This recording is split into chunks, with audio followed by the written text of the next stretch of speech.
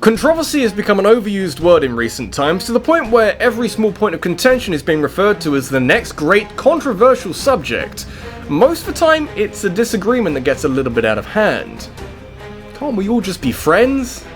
My stance towards offensive material has been fairly consistent for some time now. Personally, it takes quite a bit to offend me, but at the same time I can understand that most people are a little more sensitive to the world around them. Doesn't mean that I agree with them. I'd argue that the world becomes a lot more fun when you don't expect everyone to agree with everything you say or believe in while still showing empathy.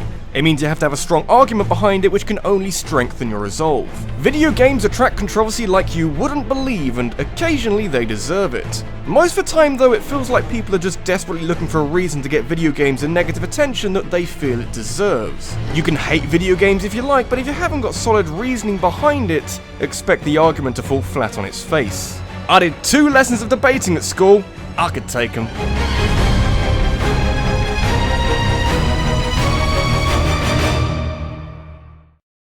Fuck villains, am I right? You would think that this is commonly accepted fact by now, that you're supposed to dislike the actions and personality traits of the average villain, but it still comes as a surprise to some. I still see people talk about how much they hate certain villains and how that's somehow a bad thing that's to the detriment of the game. Hateable villains help create the right kind of relatable dynamic in your video game. And who's the biggest villain in human history? The YouTube employee who thought of restricted mode, but they haven't been in a video game yet. I guess we'll have to go with Hitler then. Imagine a world where Nazis being in a video game generated controversy. Call of Duty wouldn't stand a chance, but that was the case when Wolfenstein 3D came out in 1992 and was instantly banned in Germany. The reasoning being that it trivializes the darkest period in German history, and putting this kind of imagery in a video game makes it all a little too casual. It's a bit too close to home for the German people, and I can understand that. What I struggle with is Nintendo trying to censor any references to Nazis. Not so they can release the game in Germany, but because...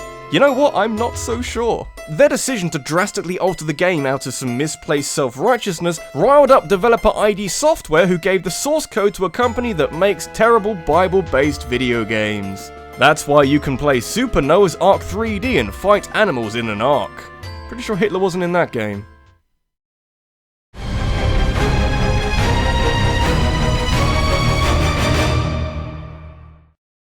You would have thought that with all the detailed 3D models of people being killed in a variety of creatively gruesome ways, that we as a society that is trying to treat video games as the creative medium that it might end up being in the future, that we'd be a little more open-minded about what kind of content ends up in a video game.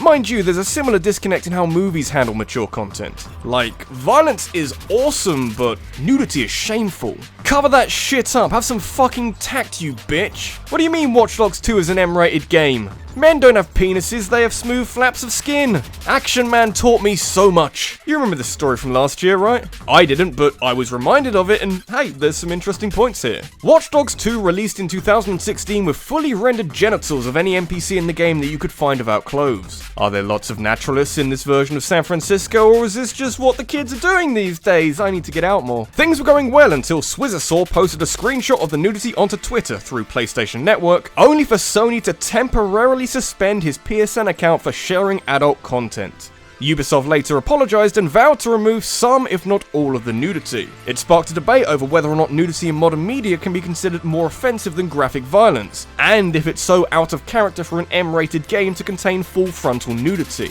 You can run someone down with your car, but God forbid that you look at them below the waist. Gotta have standards, man.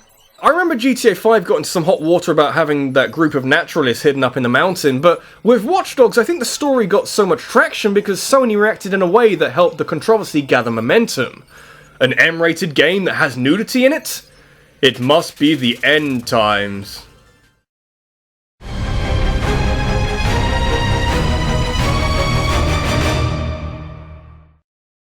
I can't think of too many other franchises that have been the focus of such historic controversy than Pokmon.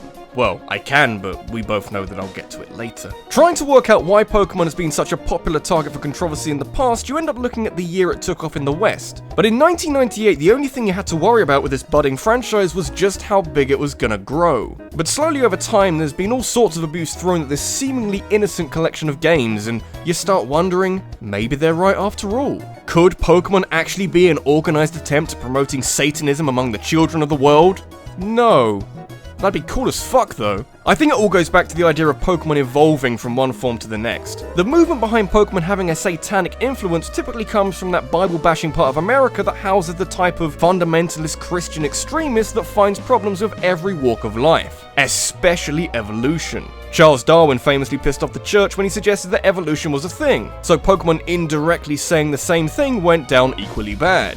Well, no one put Tajiri or Miyamoto's head on a monkey, so it never got too out of hand, but when you hear some guy call out Pokemon Go for encouraging users to murder buildings full of Christians so they can catch Pokemon in peace, it's like a beautiful, perfect storm of ignorance. What if this technology is transferred to Islamic jihadists? Dude, imagine what would happen if Islamic jihadists got their hand on Pokemon Go. They'd be too busy trying to evolve a Magikarp to care about the fall of the decadent West. The enemy, Satan, is targeting churches with virtual digital cyber demons.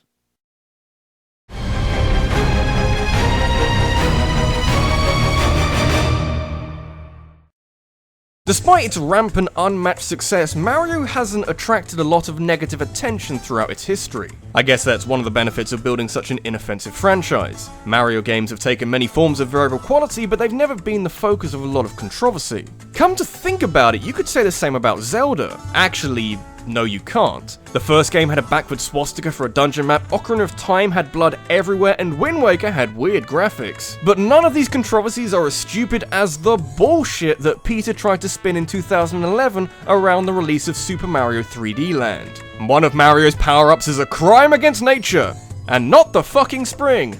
Did you know that Mario is abusive to animals? Well, maybe if you've ever discarded a Yoshi to get an extra jump in Super Mario World, maybe if you... Could you classify Goombas as animals? I don't think... That's a bit of a stretch. That's not really what Peter were going for in 2011. Apparently, Mario wears the skins of his enemies. Maybe he is a psychopath.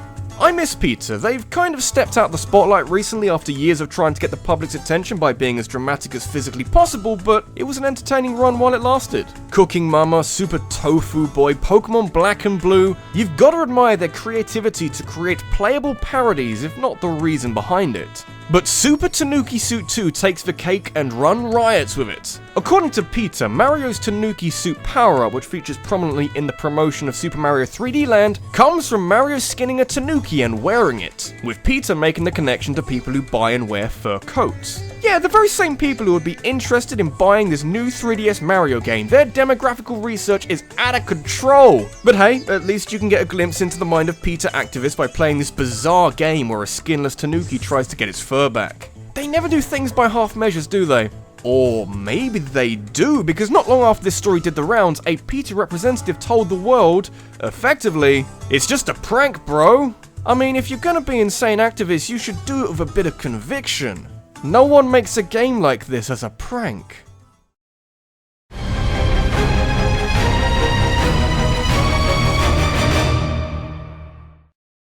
Pokemon Origins are really weird. Not the anime though, that was an entertaining fast-paced look into a previously untapped part of Pokemon history. Now, I'm talking about some of the stories behind Pokemon designs. I mean, have you looked at some of these Pokemon? You got various forms of waste disposal, a Mexican wrestler, a keychain, and like, fucking aliens or something. I guess there's 802 of them nowadays, so there's no guarantee that any of them will look like actual things anymore. Back when Pokemon was just starting out and there was no standard by which to judge designs, if you traded a Poliwhirl in Cerulean City, you could get a Jinx, a Psychic Ice type with long blonde hair, and, crucially, a black face with big pink lips.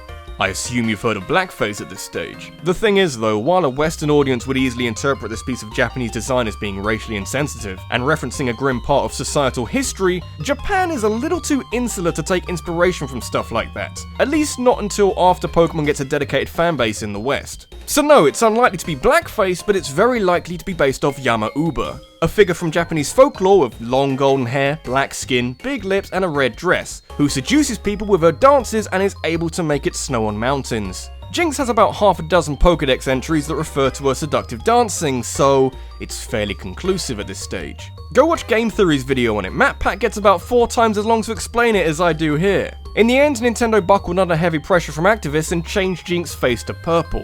All it takes is a bit of research and then maybe you won't be so offended. Also, slight tangent, but it's relevant since we're here, but actual blackface is fucking terrifying to me. That's some deep uncanny valley.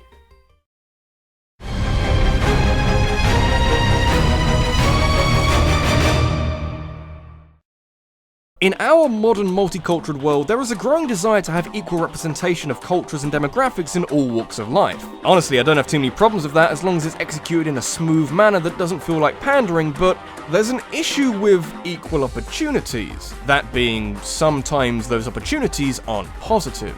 Like, if you get female playable characters, then you also get female enemies, which is then inciting violence towards women, and you can see the problem. Not sure if we've had that case study yet, but we got a very similar one when Resident Evil 5 came out in 2009, a zombie action game that takes place in Africa. There's a lot of black people in this game.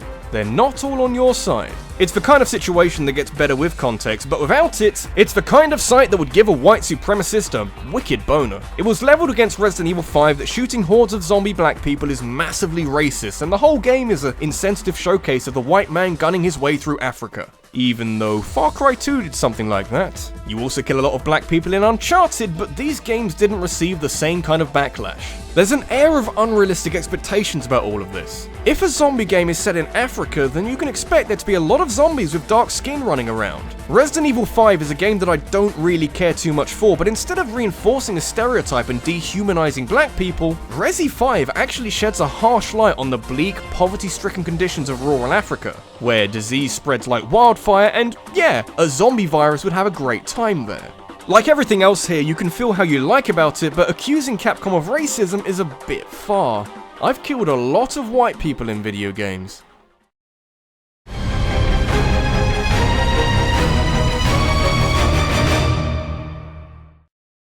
Oh man, do you remember how offensive Portal 2 was? I mean, maybe you remember the clever writing or the lovable characters or the mind-bending puzzles, but I think the world will remember Portal 2 as one of the most offensive video games ever made. Portal is only one letter away from Postal when those games had you use a cat's ass as a silencer. Oh, just thinking about it riles me up. It really boils the blood to think that they allowed such slanderous vocabulary in an otherwise wholesome video game. Did you know that Portal 2 hates orphans? Yep, that was a real thing not so long ago when WBTV, an affiliate of CBS, reported that Portal 2 had some insensitive material in it relating to jokes about orphans. We're living in a world without war, right? As it goes, a man was playing Portal 2 with his 10-year-old adopted daughter when this line came up. Alright, fatty, adopted fatty, fatty, no parents. Resulting in the joke hitting a little too hard and a big story developing from there. Unfortunately for those involved in this tale of making fun of orphans, huge details were left aside, like how WBTV referred to it as an educational game rated E for everyone. Nope, not really. Or how the line comes a fair way into a game that is laced with a lot of dark humor. Or how GLaDOS asks immediately after Wheatley's line, what's exactly wrong with being adopted? Also, if the dad is feeling so uncomfortable about this line, why doesn't he take this opportunity to have a meaningful conversation with his daughter? It goes back to my earlier point of how villains or characters who are taking the role of villains like Wheatley here kind of should be insulting or offensive because you're supposed to hate them. You're in for a tricky life if this kind of thing offends you.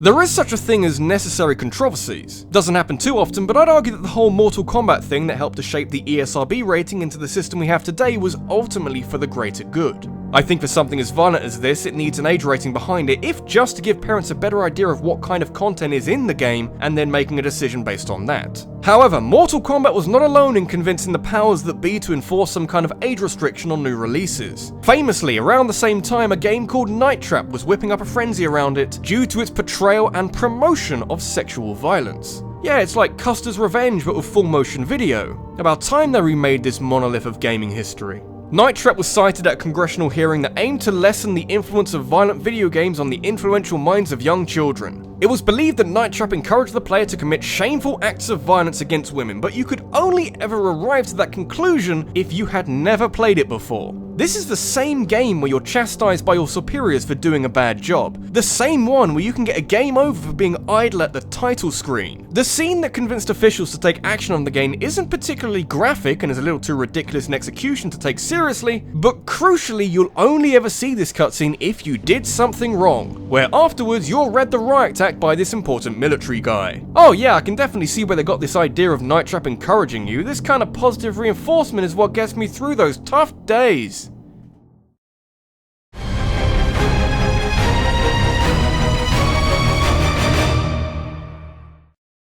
You know, when I started to think of contenders for this video about stupid controversies, I had the usual ideas of people finding Pokmon offensive or anything to do with the games that helped shape ESRB, but in hindsight, my mind should have immediately gone to Gamergate. I mean, it got there eventually, but the events surrounding Gamergate are modern enough to garner a bit of confusion over whether or not it's a genuine movement or something a little sinister.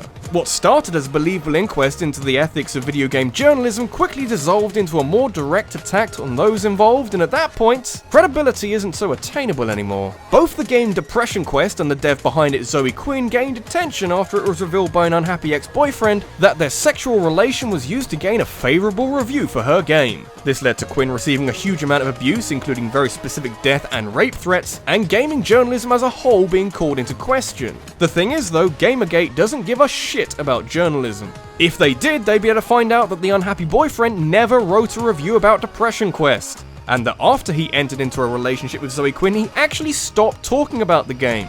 Obviously, the death and rape threats are abhorrent, but they're based on something that isn't even true. There's also a general worry among Gamergate activists, and I use that word very loosely, that video games are becoming too agenda-driven and are being too influenced by social context when handling the development and reviewing of video games. Anita Sarkeesian comes up a lot in this department, who sometimes posts videos about a topic she doesn't know a lot about, but she's got a similar tactic to people who support Gamergate. That being, she hides valid points about sexism in video games behind waves of bullshit. Kind of how Gamergate sort of mentions corrupt journalism before sending death threats to whoever is the target of the week. Usually women. And it's particularly stupid because it claims to speak for gamers everywhere, but has only succeeded in making gamer a dirty word. If you have to directly attack and insult people to get your point across, maybe you're on the wrong side of the argument. You've kind of ruined the integrity of your movement when you're trying to get people to kill themselves.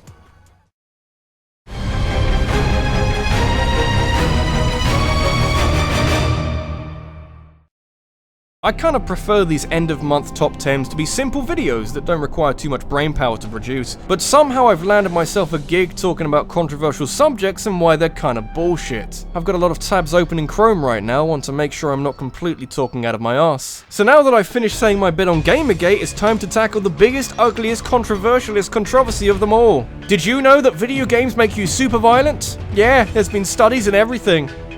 I just wanted a quiet week. I fucking love psychology, kind of wish I paid more attention to it when picking subjects at school, but when it comes to the influence of video games on the behaviour of the people who play them, it's believed by a lot of people and most news outlets that violent video games equal violent individuals, and that a greater exposure to simulated violence dampens the brain's ability to distinguish reality from fantasy, leading to increased aggression and the occasional school shooting. I can almost understand the reasoning behind it, because unlike watching a violent movie or reading a graphic novel, no, wait, video games are a lot more involved. You're not watching someone slice a man in half, you're directly pressing the buttons to make that happen. Who's to say that this behaviour can't be directly translated onto their attitude into the real world? Basic human psychology, actually. Witnessing aggression doesn't automatically make you keener to replicate it. It's been shown that in the same period of time when video game sales have increased exponentially, violent crimes by juveniles have plummeted. Playing video games doesn't suddenly make you an expert at hand-to-hand combat, and with that in mind, you don't acquire a load of confidence in your physical prowess, so your brain doesn't convince itself that it can apply anything seen in a video game. Quite often the people who cite video games as their inspiration for violent crimes are messed up enough from the start. Otherwise we'd have way more shootings because of Call of Duty and not because of other factors. Often the studies that find a link aren't conducted from a neutral perspective, which is a shame because a lot of studies that find the opposite are neutral and valid experiments with large sample sizes. If you're so concerned about the kind of content your children are playing, that's kind of what the ESRB rating is for, so parents have the final say. You ever think that people are playing games because they're fun and not because they want to overthrow the establishment? This is RabbidLuigi, and it's kind of weird that so much focus has been put on video games causing violence when virtually none has been put on the benefits it has in other areas. Take competitive multiplayer shooters for example. You've got better hand-eye coordination, better communication skills, arguably scope for better social skills. And people still say that playing video games, it'll make you a monster. Who's out of touch with reality again?